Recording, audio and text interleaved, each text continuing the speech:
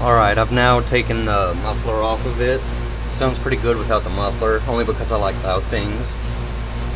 You can see the fire coming out of the exhaust port, which is right there.